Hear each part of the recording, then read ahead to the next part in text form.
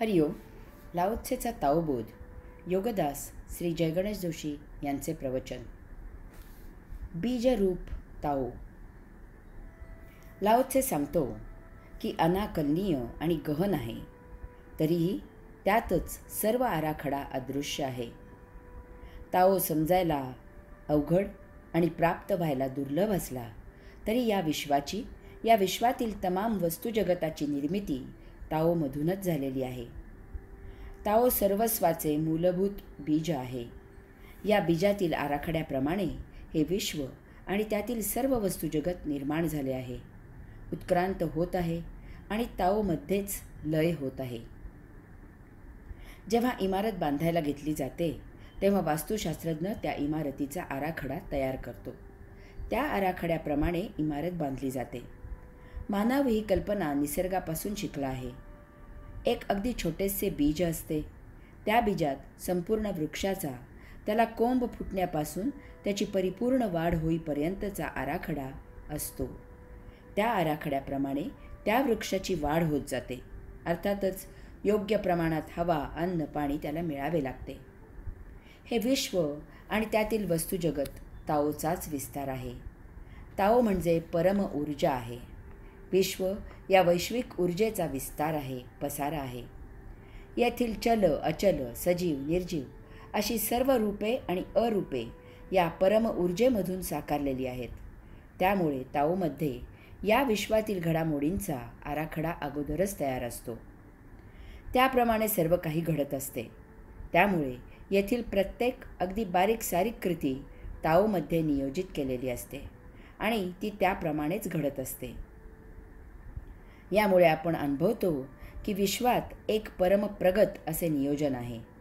अमुक ग्रह अमुक गतीने अमुक अंतरावर अमुक ग्रहासभोवती फेरे घेत असते.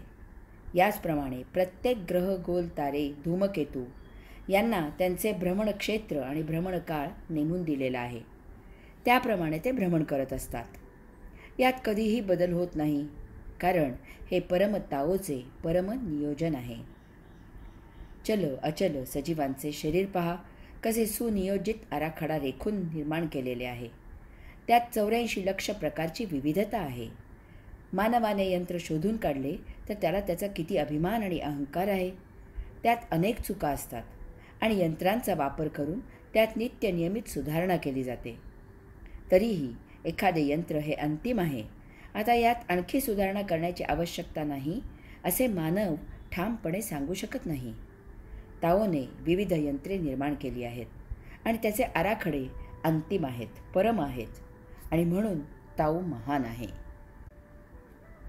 विश्वाची, त्यातील वस्तुजगताची, प्रत्येक सजीवाची जीवन पद्धत ताओने लावून दिली आहे. त्याप्रमाणे प्रत्येकाने जीवन जगावे अशी ताओची अपेक्षा आहे. तसेच याचाही ताओने आराखडा कार्यान्वित केला आहे की जर कोणी या आराखड्याप्रमाणे जीवन जगला नाही तर त्याची शिक्षा त्याला आपोआपच का मिळावी. याचा परिणाम म्हणून भूकंप, ज्वालामुखी, सुनामी वगैरे होत असतात. मानवाने यामधून योग्य तो धडा घ्यावा. विषय समावेशक ताओ. लाओत्से सांगतो की अनाकलनीय आणि गहन आहे, तरीही त्यातच सर्व विषय गुप्त आहेत. वृक्षाच्या बीजात त्याचा संपूर्ण आराखडा असतो. त्याप्रमाणे त्याच्या पाना, फुला, फळांचीही योजना त्यात असते. वृक्षाचा विस्तार कसा व्हावा, त्याच्या फांद्या, उपफांद्या कशा असाव्यात, इतकेच त्या बीजात सीमित नसते. त्यात त्या वृक्षाला कशा प्रकारची आणि कशा आकाराची पाने, फुले, फळे यावीत हेही असते. फांद्या, उपफांद्या हा त्या वृक्षाचा आराखडा झाला. परंतु पाने, फुले, फळे हा जो त्या वृक्षाचा विषय आहे तोही त्या बीजात गुप्तपणे असतो. त्याप्रमाणे तो वृक्ष वाढतो आणि आपले जीवन जगतो. लाओत्से सांगतो की ताओमध्ये विषयही गुप्तपणे सामावलेले आहेत. हे सर्वच सजीवांचे बाबतीत सांगितलेले आहे. ताओ तत्व समजावून घेण्यासाठी आपण येथे मानवाचा विचार करूया.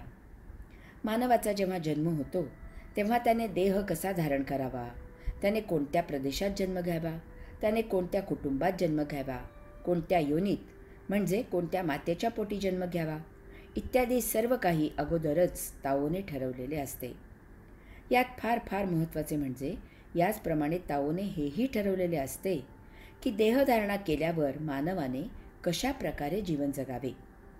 देहरचनेबरोबरच ताओने जीवन जगण्याचाही आलेख तयार केलेला असतो. यालाच येथे विषय असे म्हटले आहे. याचे दोन अर्थ आहेत.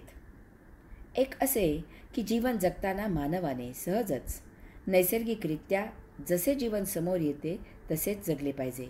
आपल्याला स्वधर्माने स्वकर्म जे काही प्राप्त होईल त्याचा स्वखुशीने आणि समाधानाने स्वीकार करावा. आपल्याला आवडत नाही, आपल्याला अवघड आहे, इतर गोष्टी जास्त आकर्षक आहेत, दुसरा सांगतो म्हणून किंवा अशा प्रकारच्या कारणांमुळे सहज नैसर्गिक प्राप्त जीवनात बदल करू नये. दुसरे असे की जर या अशा प्रकारच्या सहज आणि नैसर्गिक प्राप्त जीवनात ताओकडून नैसर्गिकपणे बदल झाला तर तो बदल स्वखुशीने आणि समाधानाने स्वीकारावा. यात टाळाटाळ करू नये. त्यातच आपले जीवन आनंदात जगावे. अनेक वेळा आपण पाहतो की एखाद्याला इंजिनियर व्हायचे असते, परंतु त्याचे मार्क त्याला डॉक्टर करतात किंवा या उलटही होते.